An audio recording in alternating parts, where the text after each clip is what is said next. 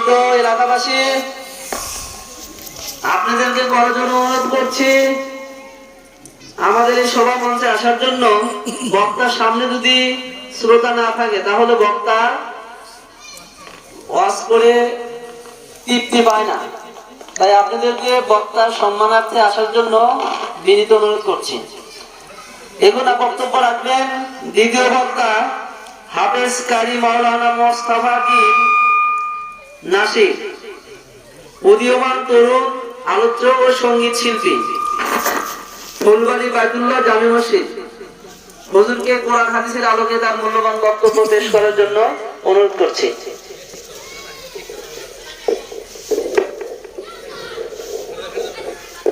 Line দেওয়া আছে বল।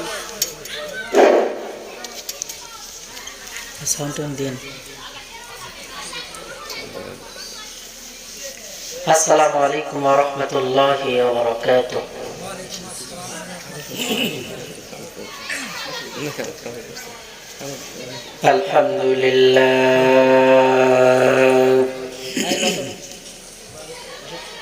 আলহামদুলিল্লাহ নাহমাদুহু ওয়া নাস্তাঈনুহু ওয়া নাস্তাগফিরুহু ওয়া নু'মিনু বিহি ওয়া নাতাওয়াক্কালু আলাইহি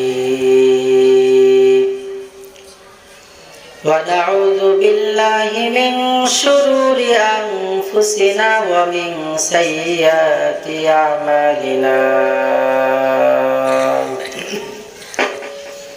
من يهد الله فلا مضل له ومن يضلله فلا هادي له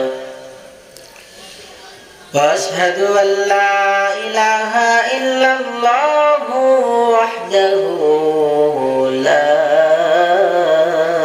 شريك له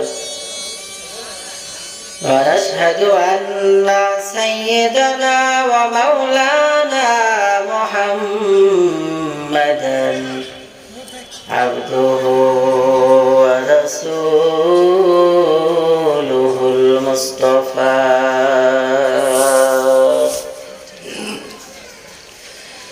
صلى الله تعالى عليه وعلى آله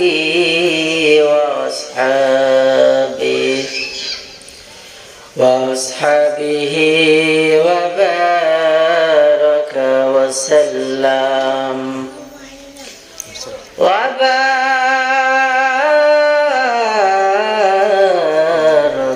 وسلم تسليما كثيرا كثيرا.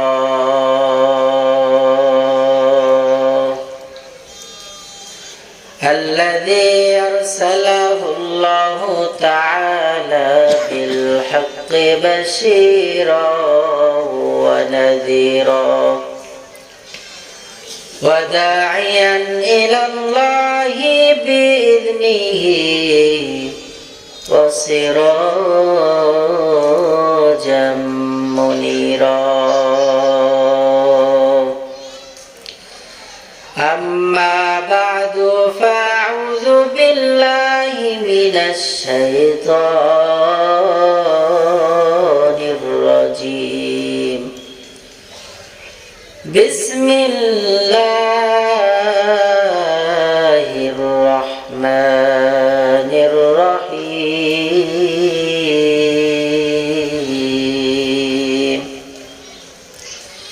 إن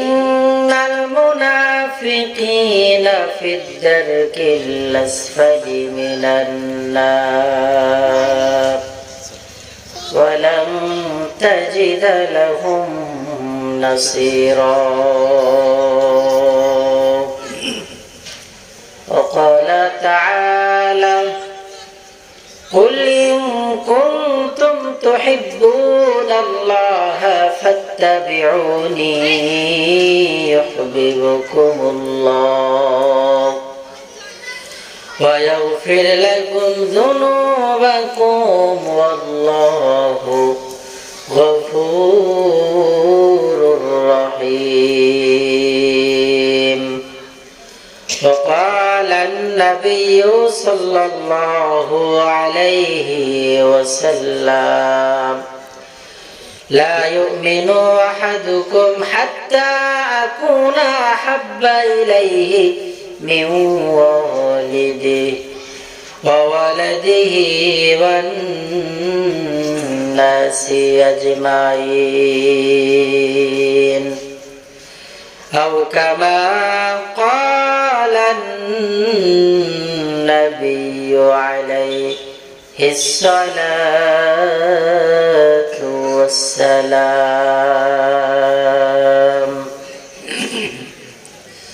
صدق الله مولانا العظيم وصدق رسوله النبي الكريم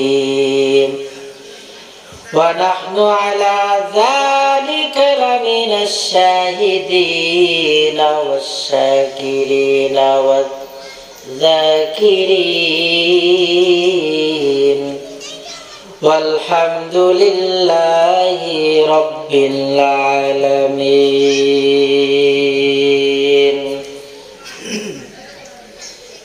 तो दिल में तू आता है समझ में नहीं आता, तो दिल में तू आता है समझ में नहीं आता, बस जान लिए मैं तेरे पहचान वही है, बस जान लिए मैं तेरे पहचान वही है।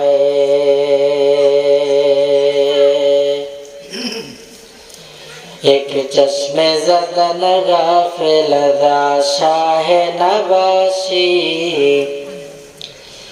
एक चश्मे ज़दन गाफिल शाह नवाशी, शायद के निगाहे कुनदागाह नवाशी, शायद के निगाहे कुनदागाह नवाशी, ला इलाहा इल्लल्लाह। সকলে মহব্বতে জিকির করি, লা ইলাহা ইল্লাল্লাহ, লা ইলাহা ইল্লাল্লাহ, লা ইলাহা ইল্লাল্লাহ, লা ইলাহা ইল্লাল্লাহ, লা ইলাহা ইল্লাল্লাহ, লা ইলাহা ইল্লাল্লাহ, লা ইলাহা ইল্লাল্লাহ, লা ইলাহা ইল্লাল্লাহ, লা ইলাহা ইল্লাল্লাহ।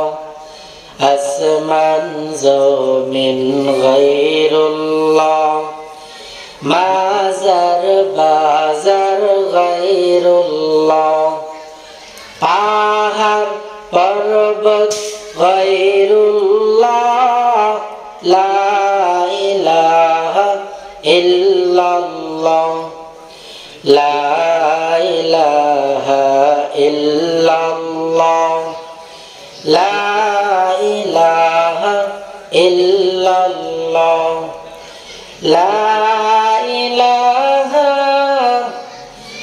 ইল্লাল্লাহ, মুহাম্মাদুর রাসূলুল্লাহ।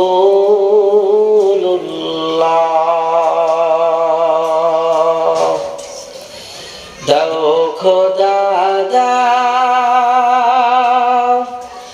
আমায় আবার ওমর দারাজ দিন, দাও খোদা দাও আমায় আবার ওমর দারাজ দিন, দাও আলীর মতো বীর সেনানী,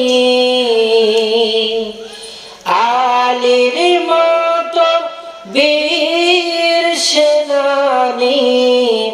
জাগাতে নিখিল দাও খোদা দাও আমায় আবার ওমর দারাজ দিন দাও খোদা দাও আমায় আবার ওমর দারাজ দিন। আলহামদুলিল্লাহ, আল্লাহ পাকের শুকর যে আল্লাহ তাআলা কি হলো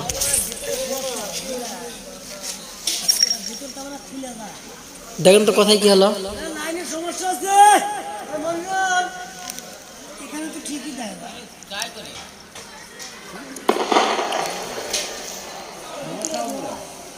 আলহামদুলিল্লাহ, আল্লাহ পাকের শুকর যে আল্লাহ তাআলা আমাদেরকে জান্নাতের বাগান কোরআন সুন্নাহর মাজলিসে কবুল করেছেন। এজন্য সকলেই দিল থেকে শুকর আদায় করি, পড়ি আলহামদুলিল্লাহ। মোটামুটি আপনারা শ্রোতা কিন্তু কম নয়, মোটামুটি অনেকেই আছেন, কারণ বিভিন্ন জায়গায় কথা বলা হয়। তো বড় বড় মাহফিল, গতকালও মনে হয় মাহফিল হয়েছে কাপুরা পূর্ব পাড়াতে, সেখানে কিছু কথা বলেছিলাম। বিশাল বড় প্যান্ডেল, বিশাল বড় আয়োজন, কিন্তু সেখানে লোকই ছিল না। আলহামদুলিল্লাহ, আমাদের এখানে তাও লোকজন কি আল্লাহর রহমতে আছে। কিন্তু আপনারা শুধু এখানে থাকলেই হবে না, শুরু থেকে একটু অ্যাক্টিভ থাকতে হবে। তাহলে বক্তার মুখ দিয়ে এমন কিছু কথা বের হবে যার দ্বারা আমাদের দুনিয়া ও আখিরাতের কল্যাণ হবে বলে আশা করা যায়। এজন্য সামনে যারাই আছেন অবশ্যই বক্তার সঙ্গে কথা বলবেন। কথায় সুবহানাল্লাহ বলতে হবে, আল্লাহু আকবার বলতে হবে। সকলেই একটু দিল মন উজাড় করে পড়ার চেষ্টা করব, না হলে কিন্তু ঘুম ধরার সম্ভাবনা আছে। কথা বলে ঠিক কিনা? কারণ এখানে যত সুন্দর বিছানা বিছানো হয়েছে, এখানে যে কি ঘুম পাবে সেই ঘুমটা অনেক লোক জাজিম বিছানায় বড় বড় গদিতে, মোটা মোটা গদিতে শুয়েও এইরকম শান্তির ঘুম পাবে না। এর কারণ হলো আমরা বাঙালি। আমরা কি বাঙালি? যেখানেই রাত সেখানেই কাজ। তো যাই হোক, আপনারা একটু শুরু থেকে অ্যাক্টিভ থাকবেন তো ইনশাআল্লাহ। আল্লাহ তাআলা আমাদেরকে কোরআন সুন্নাহর মাজলিসে বসার মতো তৌফিক দান করেছেন। এজন্য সকলেই দিল মন উজাড় করে দিল থেকে আল্লাহ পাকের দেয়া জবান দিয়ে, আল্লাহ পাকের দেয়া শক্তি দিয়ে কালেমাতুশ শুকর আদায় করি। সকলেই জবান খুলে পড়ি আলহামদুলিল্লাহ। একটা তাকবীর দেন, লোকজন জানুক যে এখানে লোকজন আছে। নারায়ে তাকবীর, নারায়ে তাকবীর। আপনারা যারা এখনো বাইরে ঘোরাফেরা করছেন, আমাদের প্যান্ডেলে মোটামুটি লোকজন আছে, আপনারাও চলে আসেন। আমি কোরআনুল কারীমের আয়াতের মধ্যে হতে একটি আয়াতে কারিমা তেলাওয়াত করেছি। রাসূল কারীম সাল্লাল্লাহু আলাইহি ওয়াসাল্লামের হাদিসের ভান্ডারের মধ্যে হতে একটি হাদিস পাঠ করেছি। তেলাওয়াতকৃত আয়াত ও হাদিসকে সামনে রেখেই সময়ের সংক্ষিপ্ত পরিসরে কিছু কথা বলার চেষ্টা করা হবে ইনশাআল্লাহ। আসলে আমরা মুসলিম জাতি, আমাদের অবস্থা ভালো না খারাপ একটু দিল থেকে বলেন তো? সারা বিশ্বের মুসলিম জাতি আজ এক অশান্তির বেড়াজালে আবদ্ধ। মুসলমানরা যেখানেই যায় সেখানেই মার খায়, মুসলমান যেখানেই যায় সেখানেই লাঞ্ছিত, বঞ্চিত, নিষ্পেষিত, অবহেলিত, অত্যাচারিত, নির্যাতিত, অপমানিত, অপদস্থ। কেন? দুই কারণ। মুসলমান দুনিয়াতে আজ লাঞ্ছিত হচ্ছে, কাফেরদের হাতে মার খাচ্ছে। এটার প্রথমত দুই কারণ। আল্লাহ পাকের রাসূল বলেছেন, তারাকতু ফীকুম আমরাইন মা তামাসসাকতুম বিহিমা লান তাদিল্লু বাদি আবাদা কিতাবাল্লাহ ওয়া সুন্নাতা রাসূলি। উম্মত, আমি তোমাদের মাঝে দুইটি জিনিস রেখে যাই, যদি তোমরা এই দুইটি জিনিস আঁকড়ে ধরতে পারো তাহলে তোমরা কোনো সময় পথভ্রষ্ট হবে না। বিদায় হজের ভাষণে আল্লাহ পাকের রাসূল বলেছেন দুইটি জিনিস কি? কিতাব আল্লাহ ওয়া সুন্নাত রাসূলি। কিতাব আল্লাহ মানে আল্লাহ পাকের কিতাব, সর্বশ্রেষ্ঠ কিতাব কোরআনুল কারীমকে যদি আমরা আঁকড়ে ধরতে পারি, আর রাসূলের সুন্নাত রাসূলি, রাসূলের সুন্নতকে যদি আমরা আমাদের জিন্দেগিতে ফিট করতে পারি, তাহলে একজন মুসলমান তার চাইতে বড় সুখময় জিন্দেগি আর কার হবে? যে রাসূলের সুন্নাত তার জিন্দেগিতে ফিট করতে পেরেছে, সে দুনিয়াতেও কামিয়াবি, আখিরাতেও কামিয়াবি। আমার ভাইরা, আল্লাহ রাব্বুল আলামিন বলেন ইন্না নাহনু নাযালনা যিকরা ওয়া ইন্না লাহু লাহাফিজুন।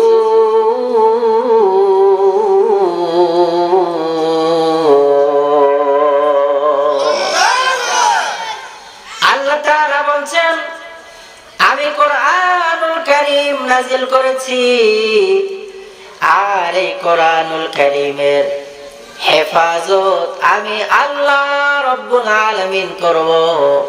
আমরা মুসলমানের ঘরে জন্মগ্রহণ করেছি। আল্লাহ তাআলা আমাদের যে দৈনন্দিন জীবন, আমাদের জীবন পরিচালনা করার জন্য একটা কিতাব দান করলেন, কিতাবের নাম কোরআন।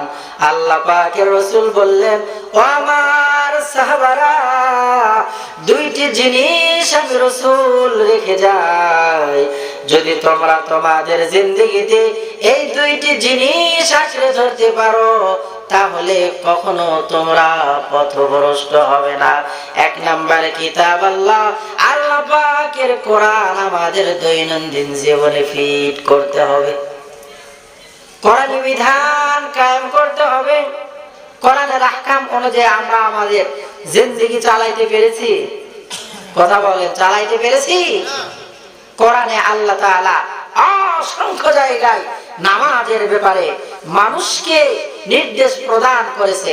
নামাজ আমার আপনার জিন্দেগিতে আছে, অথচ নামাজের চাইতে বড়, নামাজের চাইতে আল্লাহ পাকের কাছে প্রিয় কোন ইবাদত আর আছে? কোরআন আমাদের জিন্দেগিতে আমরা ফিট করতে পারি নাই। কোরআন আমরা আমাদের সামাজিক জীবনে, কোরআন দিয়ে আমাদের সামাজিক জীবন পরিচালনা করতে পারি না। কোরআন দিয়ে আমরা আমাদের রাষ্ট্রীয় জীবন পরিচালনা করতে পারি না। এজন্য রাসূলের হাদিস অনুযায়ী আমরা মুসলমান যেখানেই যাই সেখানেই শুধু মার খাই। কথা বলেন ঠিক কি না? রাসূল বলেছেন আমার হাদিসকে তোমরা আঁকড়ে ধরো, তাহলে তোমরা কোনো সময় পথভ্রষ্ট হবে না। যেখানে যাই সেখানে আমরা মুসলমান, আমাদের যে জীবন চালানোর জন্য আল্লাহ তাআলা কিতাব দিলেন কোরআনুল কারীম, যে কোরআনুল কারীমের চাইতে এত দামি, এত পাওয়ারফুল কিতাব আল্লাহ তাআলা একটাও নাযিল করে নাই। সৃষ্টির শুরু লগ্ন থেকে আল্লাহ তাআলা মানুষের হেদায়েতের জন্য, মানুষের জীবন চালানোর জন্য আল্লাহ পাক কিতাব দিয়েছেন। সর্বপ্রথম মহামানব বাবা আদমকে আল্লাহ তাআলা 10টি সহিফা দান করেছিলেন। এরপরে আল্লাহ রাব্বুল আলামিন নবী ইব্রাহিমকে 10টি সহিফা দান করেছিলেন। এরপর আল্লাহ রাব্বুল আলামিন ইসহাক আলাইহিস সালামকে 30টি সহিফা দান করেছিলেন। 30 আর 50 আল্লাহ রাব্বুল আলামিন মানুষের জীবন পরিচালনা করার জন্য শেষ আলাইহিস সালামের প্রতি 50টা সহিফা আল্লাহ তাআলা নাজিল করেছিলেন।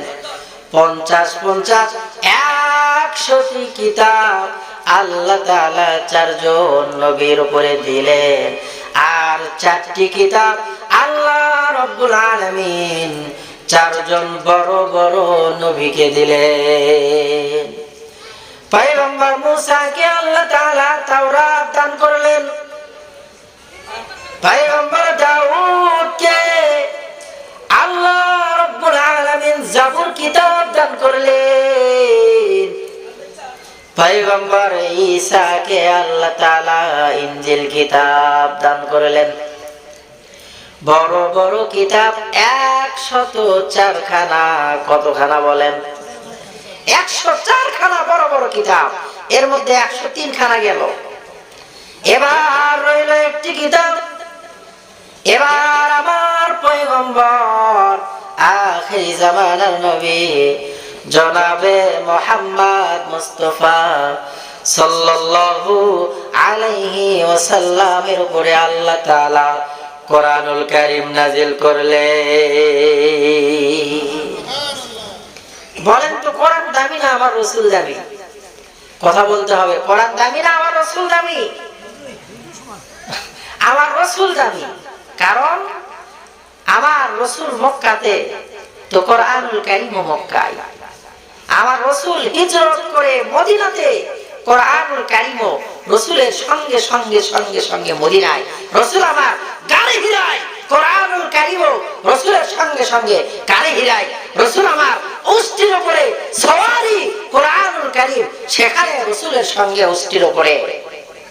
সুবহানাল্লাহি ওয়া বিহামদিহি। যেখানে রাসূল সেখানেই কোরআন। আমরা উম্মত এত দামি কেন? রাসূলের সঙ্গে আমাদের মোলাকাত। সর্বশ্রেষ্ঠ নবী রাসূল আমার নবী জনাবে মুহাম্মদ মুস্তাফা সাল্লাল্লাহু আলাইহি ওয়াসাল্লাম।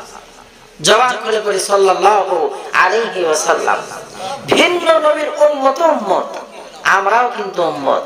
কিন্তু আমাদের আগে ভিন্ন নবীর উম্মত গুলো জান্নাতে যেতে পারবে? কথা বলেন, পারবে? এ পাওয়ার কেন আমাদের? আমরা আখির নবী জনাবে মুহাম্মদ মুস্তাফা সাল্লাল্লাহু আলাইহি ওয়াসাল্লামের উম্মত। আমরা দামি হয়েছি রাসূলের সঙ্গে জনাবে মুহাম্মদ মুস্তাফা সাল্লাল্লাহু আলাইহি ওয়াসাল্লামের উম্মত হওয়ার কারণে। কোরআন এত বড় আসমানি কিতাব আল্লাহ তাআলা দামি বানিয়ে দিয়েছেন রাসূলের সঙ্গে সম্পৃক্ততা হওয়ার কারণে। তাছাড়া ভিন্ন ভিন্ন কিতাবও দামি হয়ে যাইত যদি আমার রাসূলের প্রতি নাজিল হয়ে যেত। আমার ভাইরা, এই কোরআন কেমন দামি কিতাব আল্লাহ রাব্বুল আলামিন জানিয়ে দিলেন পয়গম্বর।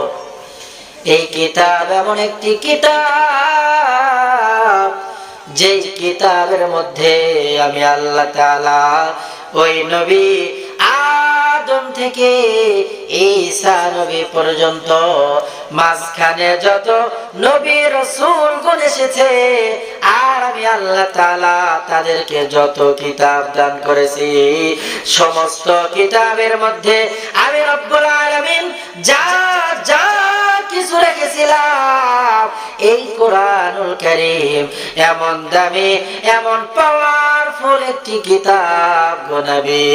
সমস্ত কিতাবের সমস্ত গুণাবলী গুলো কোরআনুল কারীমের মধ্যে দিয়া কোরআনের শান মান আমি আল্লাহ তাআলা বৃদ্ধি করে দিয়েছি। কোরআন বড় দামি কিতাব। এজন্যই তো আল্লাহ রাব্বুল আলামিন এই কোরআনের শুরুতে দ্ব্যর্থহীন ভাষায় বলে দিলেন, যালিকাল কিতাব, এ ওই কিতাব, লা রাইবা ফি, যে কিতাবের মধ্যে কোনো ভুল নেই, সন্দেহ নেই, সংশয় নেই, ভেজাল নেই। এ ওই কিতাব, যালিকাল কিতাব, যালিকা মানে ওই কিতাব। কোরআন আমাদের কাছে না দূরে? কথা বলেন, কাছে না দূরে? এখানে একটা কোরআন শরীফের ব্যবস্থা করে, তাফসীরুল কোরআন মাহফিল, কোরআন থেকে কথা শুনবেন, অথচ এখানে কোরআনই নেই। এটা কোরআনের ব্যবস্থা করেন। আল্লাহ তাআলা বললেন যালিকাল কিতাব, ওই কিতাব, ওই কিতাব মানে এই কিতাব নয়, ওই কিতাব। মুফাসসিরিন কেরাম বলেন ওই কিতাব মানে আল্লাহ রাব্বুল আলামিন লাওহে মাহফুজে যেই কিতাব রেখেছে। মুফাসসিরিন কেরাম আর বলেন যালিকাল কিতাব মানে ওই কিতাব মানে ওই বাবা আদম থেকে ঈসা নবী পর্যন্ত যত কিতাব আল্লাহ রাব্বুল আলামিন মানুষের হেদায়েতের জন্য, মুক্তির জন্য নাযিল করেছিলেন, আল্লাহ রাব্বুল আলামিন ওই কিতাব মানে বাকি সমস্ত কিতাবের দিকে ইশারা ইঙ্গিত দিয়েছে। ওই কিতাব মানে ওই লাওহে মাহফুজের যে কিতাব। আল্লাহ পাকের রাসূল যেদিন মেরাজের রজনীতে গেলেন, প্রথম আসমানে গেলেন, দ্বিতীয় আসমানে গেলেন, তৃতীয় আসমানে গেলেন, চতুর্থ আসমানে গেলেন। আল্লাহ রাব্বুল আলামিন আমার পয়গম্বরকে কাছে টেনে নিলেন, কারণ আমার পয়গম্বরের মন বড় খারাপ। একদিন আমার নবী, ভাইরা আমার কথাগুলো ভালো মতো খেয়াল করবেন, জালিকাল কিতাব মানে ওই কিতাব, ওই কিতাব মানে কোন কিতাব, সেখানে যাইতে গেলে আগে কিছু কথা বলতে হবে। আমার ভাইরা, আল্লাহ পাকের রাসূলের মন বড় খারাপ। সারাদিন দাওয়াতি কাজ করার পরে বাসায় আসতে, আসার পর দেখে নবীজির কলিজার টুকরা দুইটা মেয়ে বাড়িতে এসে হাজির। কি ব্যাপার, তোমরা এখানে বাড়িতে আসছো কেন? ও বাবা,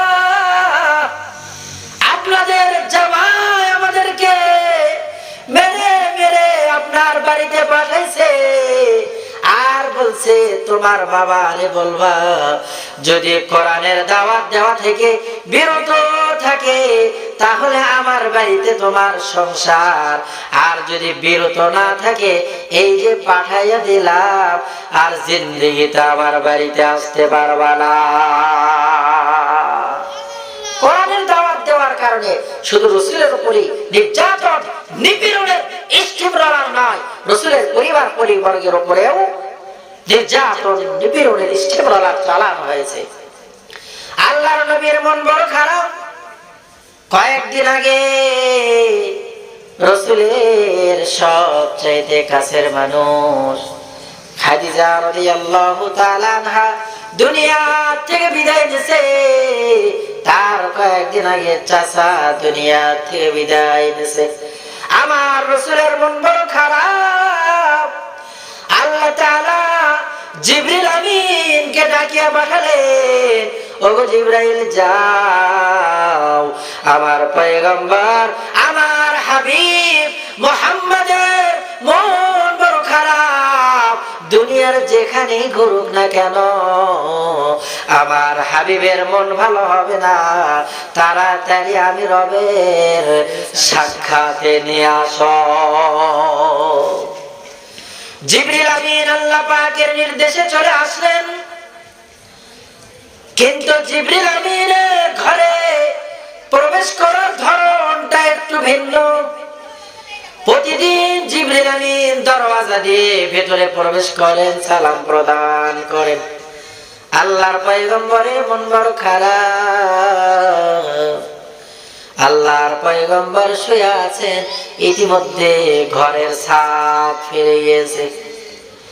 আল্লাহর পয়গম্বর আশ্চর্যান্বিত হয়ে উপরে তাকালেন, সঙ্গে সঙ্গে জিবরিল আমিনের সালামের আওয়াজ, ইয়া রাসূলুল্লাহ, আল্লাহ পাক সালাম জানিয়েছেন, তাড়াতাড়ি আপনি রেডি হয়ে যান, আল্লাহ তাআলা আপনারে দাওয়াত করেছে। পয়গম্বর রেডি হয়ে গেলেন। লম্বা ঘটনা বলার সময় নেই। এক পর্যায়ে আমার পয়গম্বরকে সওয়ারির উপরে করে মদিনাতুল মুনাওয়ারায় নিয়ে গেলেন।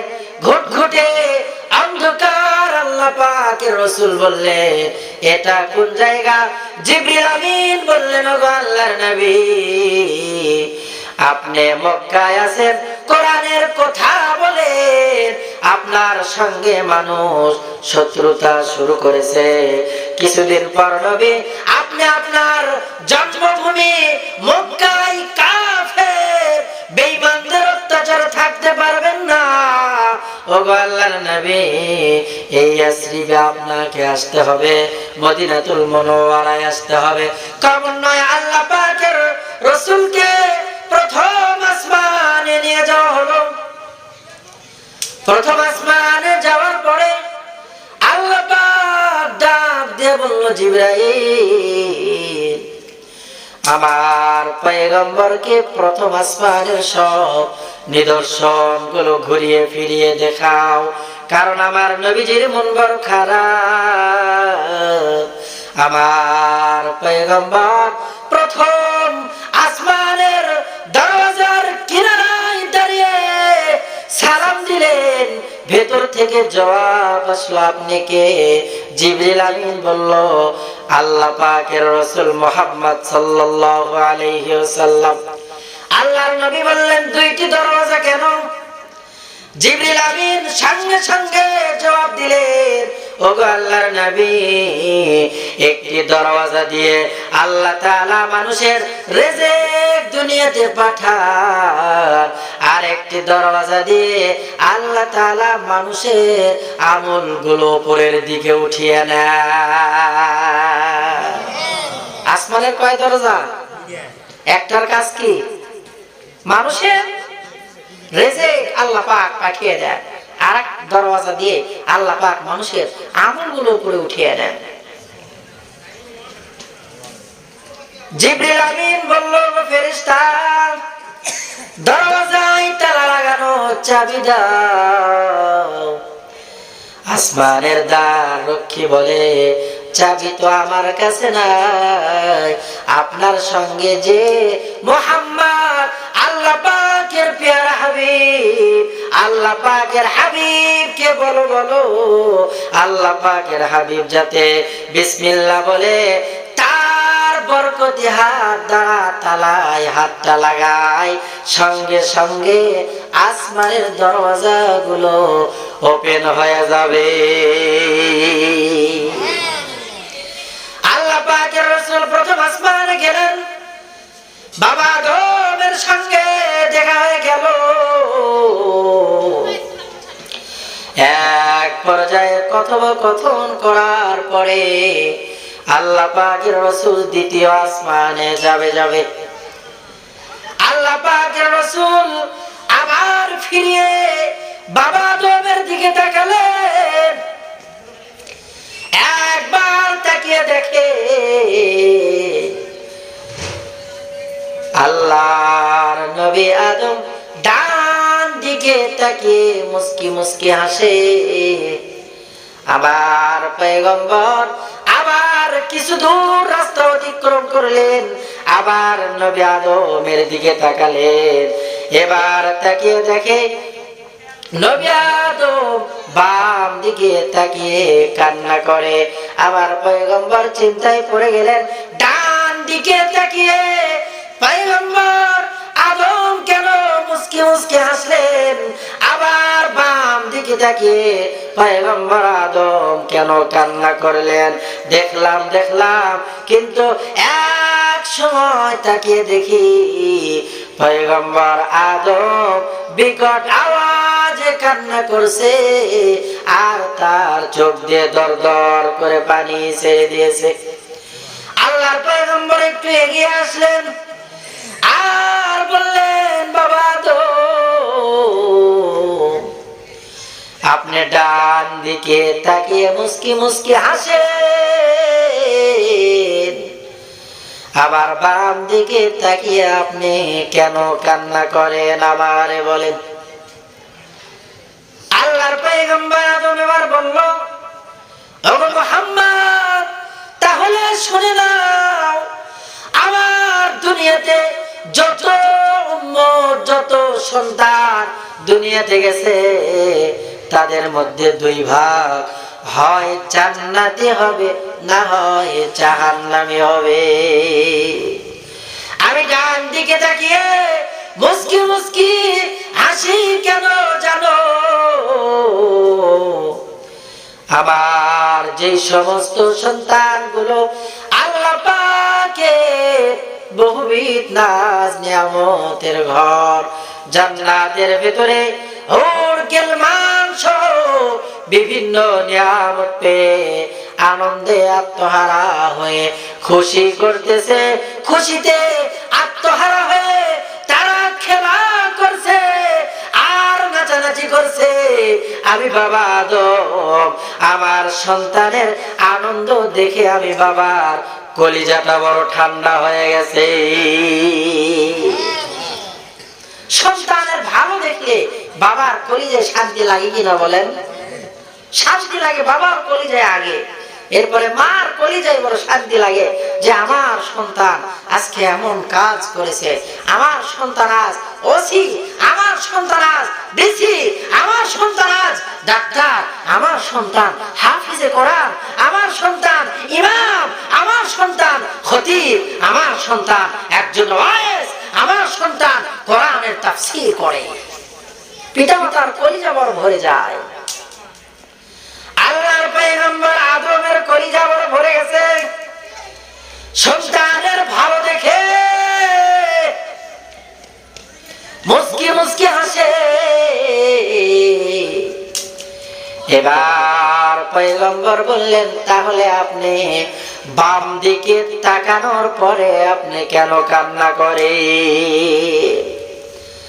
নবী আদম বলল, মুহাম্মদ এবার শুনিয়ে নেন, আমার যে সমস্ত সন্তানগুলো আল্লাহ পাকের বিধান মানে নাই, আল্লাহর কুদরতি কদমে সিজদায় পড়ে নাই, আমি আল্লাহ পাকের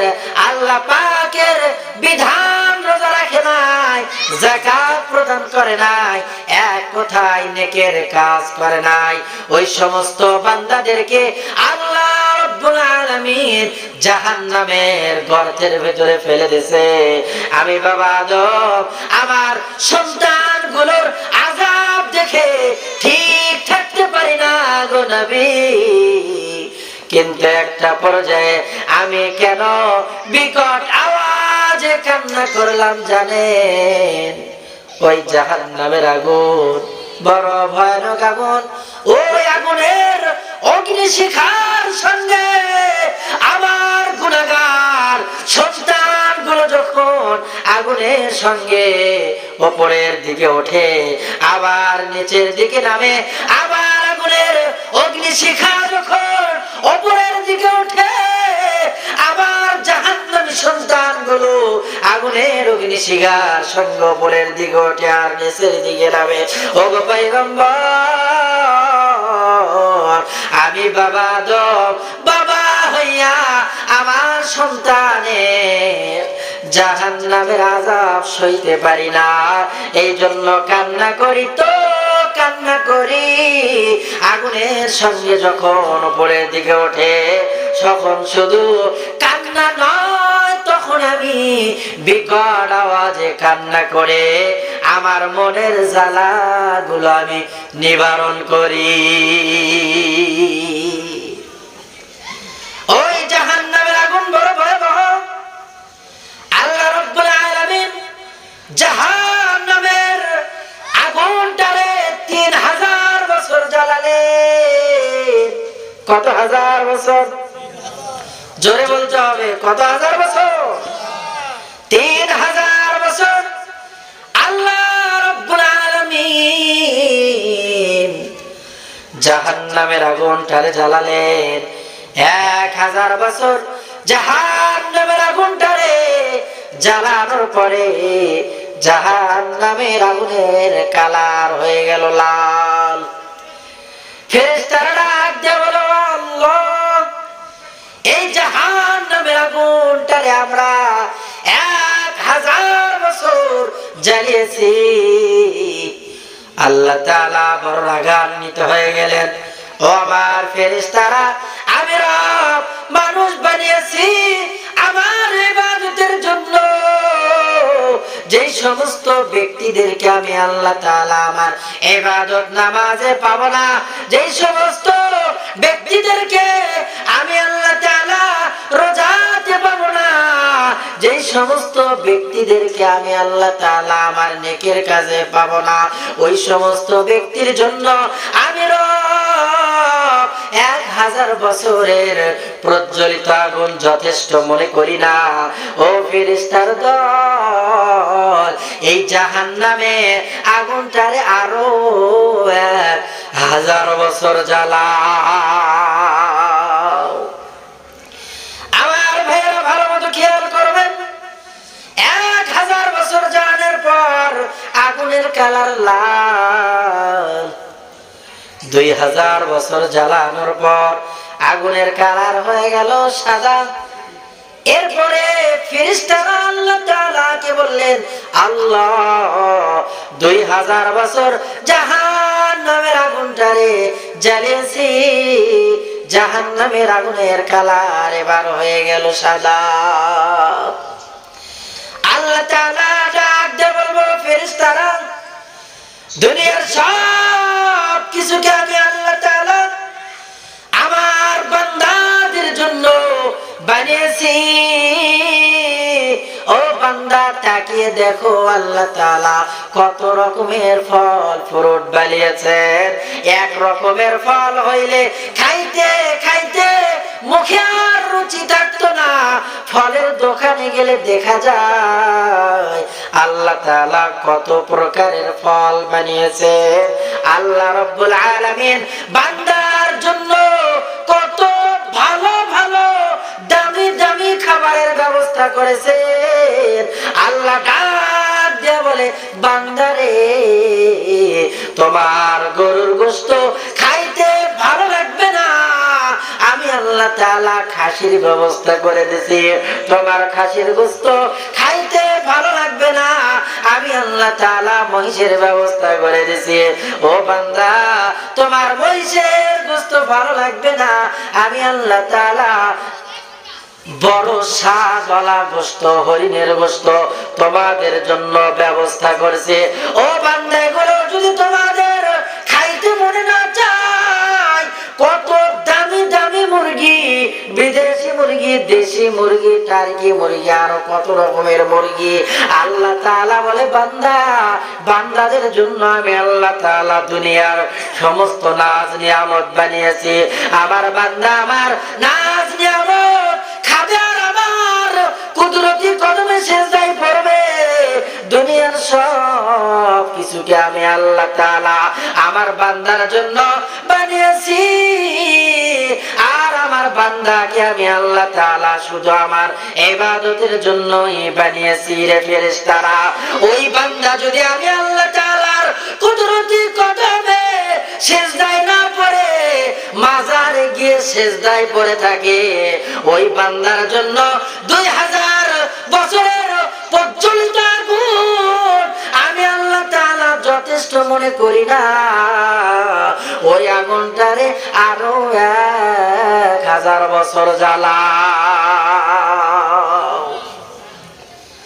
এবার ফেরেশতারা আল্লাহ পাকের নির্দেশ পাওয়ার পরে 3000 বছর জাহান্নামের আগুনটারে জ্বালালেন। জাহান্নামের আগুনের কালার কালো। কেমন কালো? লাল আগুন নিয়ে আসলে লাল আগুনের আশেপাশে আলো হয় কিনা, সাদা আগুনের আশেপাশেও আলো হওয়ার সম্ভাবনা রয়েছে, কিন্তু কালো আগুন এমন আগুন, ওই আগুন যত বড়ই বাল্ব লাগানো হোক না কেন, যত আলোর ব্যবস্থা অবস্থায় থাকুক না কেন, জাহান্নামের আগুন যদি এখানে নিয়ে আসা হয়, তাহলে জাহান্নামের আগুন এমন কালো, যেই কালোতে দুনিয়ার সব আলো শুদ্ধান কালো হয়ে যায়।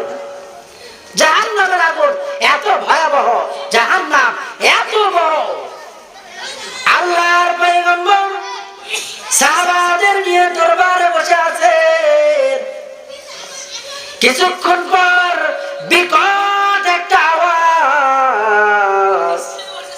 আল্লাহর সাহাবারা বললেন, ও আল্লাহর নবী, এত বিকট আওয়াজ কিসের? সঙ্গে সঙ্গে জিবরিল আমিনের আগমন।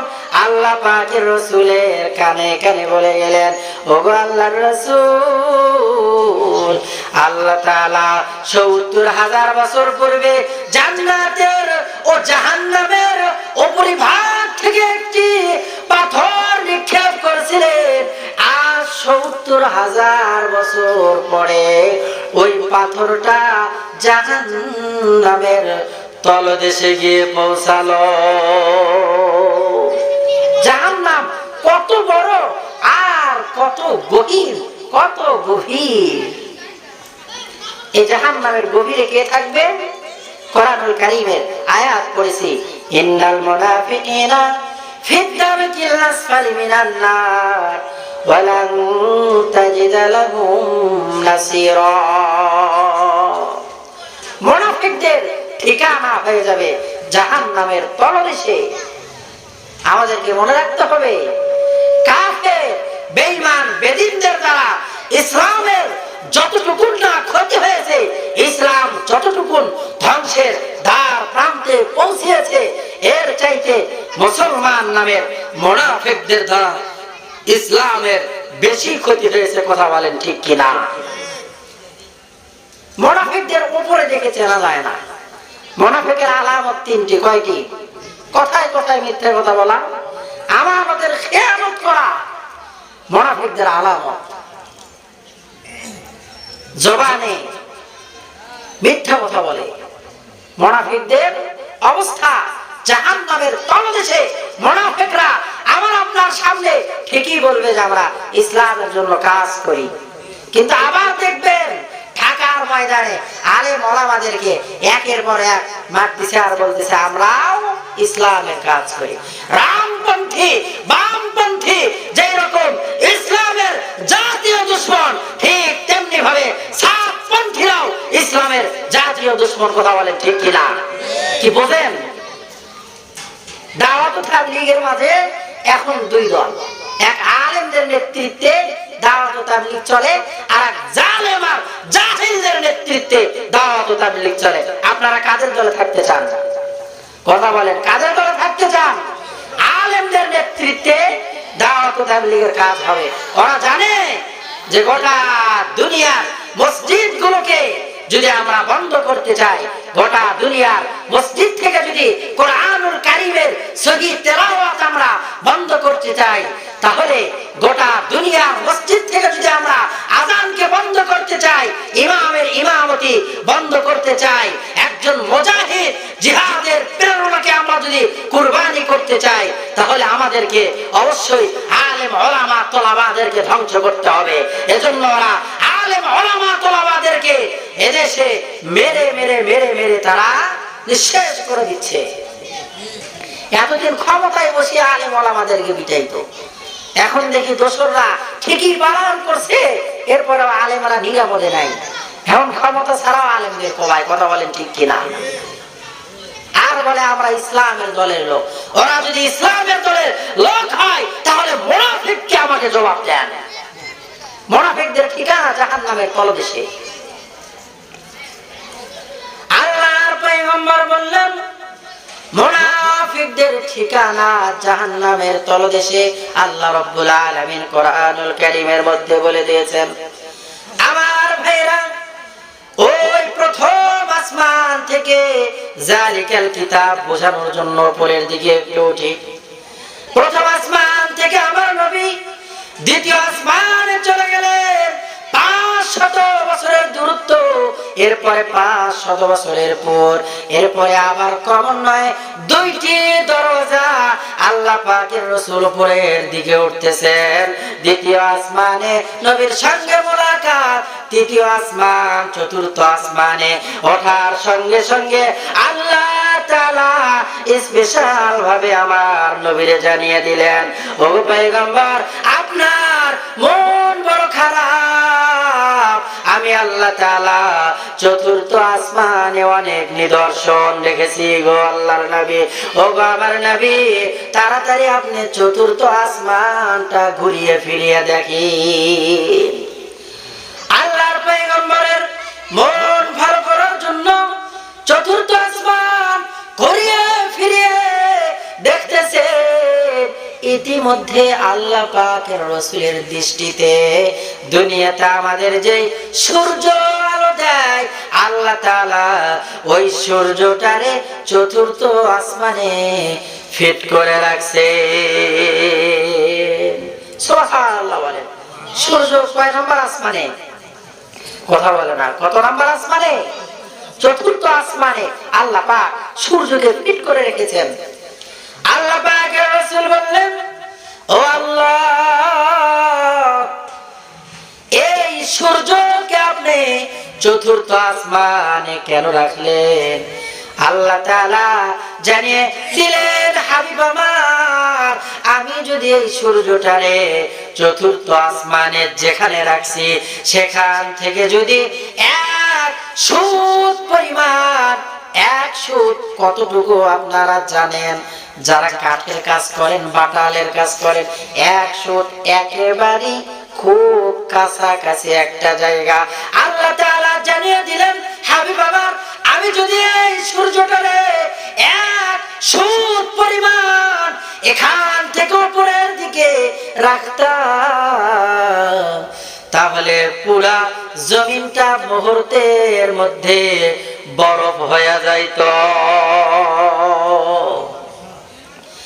আবার আল্লাহ তাআলা জানিয়ে দিলেন, ও আমার হাবিব, আপনি ঘুরে ঘুরে দেখেন আর শুনে রাখেন, এই সূর্যটারে যদি আমি 1 সুত পরিমাণ নিচের দিকে দিতাম, তাহলে মুহূর্তের মধ্যে আসমানের এই চতুর্থ আসমানের নিচে যা যা আছে মুহূর্তের মধ্যে সব পুরে আংরা হয়ে যেত।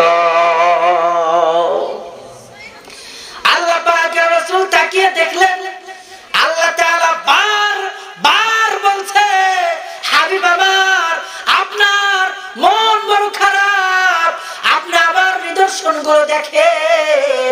আল্লাহর হাবিব সূর্যের ভেতরে তাকিয়ে দেখে, সূর্যের ভেতরে 7টি কালার দেখা যায়। কয় কালার?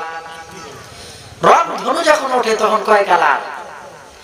আল্লাহর হাবিব এই 7টি কালার ওই সূর্যের মধ্যে দেখতে পাইলেন। আর আল্লাহ তাআলা জানিয়ে দিলেন, হাবিব আমার, এই 7টি কালার দ্বারা আমি আল্লাহ তাআলা দুনিয়ার সমস্ত ফল ফ্রুট সহ, সমস্ত শাক সবজি সহ যত কালার দুনিয়াতে আছে, যত গাছপালা সহ দুনিয়াতে যা যা আমি আল্লাহ তাআলা বানিয়েছি, এই সূর্যের 7 কালার থেকেই আমি আল্লাহ তাআলা কালার চয়ন করেছি। আল্লাহর হাবিব এবার আরো নিচে তাকিয়ে দেখলেন, সূর্যের 12টা মুখ। কতটা মুখ বলেন? 11টা মুখ উপরের দিকে আর একটা মুখ নিচের দিকে। এই মুখটা একেবারে সরাসরি যে জমিনের ভেতরে তাপ দেয় তাও নয়, অনেক নিচে আল্লাহ তাআলা 70,000 ফেরেশতা নিযুক্ত করে রেখেছেন, যারা সূর্যের মুখে অনবরত পানি ঢালে। আল্লাহর হাবিব বললেন, আল্লাহ এরা পানি ঢালে কেন? আল্লাহ জানিয়ে দিলেন, পয়গম্বর, সরাসরি যদি তাপ দিত এরপরেও মানুষ সূর্যের তাপ সহ্য করতে পারতো না। ৭০,০০০ ফেরেশতারা পানি ঢালে, এরপরেও ছাতা ছাড়া পাতারে গেলে খবর আছে না নাই? মাথায় যদি মাল না থাকে তাহলে তো আরো আগেই বাড়ি গেলে দৌড়, কথা বল ঠিক কিনা? মাথায় আল্লাহ তাআলা চুল দিলেন কেন? আল্লাহর হাবিবকে আল্লাহ তাআলা জানিয়ে দিলেন, ও আমার হাবিব তাকিয়ে দেখেন নিচের দিকে, মানুষকে তাকিয়ে দেখেন। আল্লাহর হাবিব বলল, কি দেখা যায়? মানুষ দেখা যায়। আল্লাহ বললেন, না না না, সর্বপ্রথম কি দেখা যায়? আল্লাহর হাবিব বলল, মানুষ দেখা যায়। আল্লাহ তাআলা বললেন, না না, সর্বপ্রথম দেখা যায় মানুষের মাথার চুল।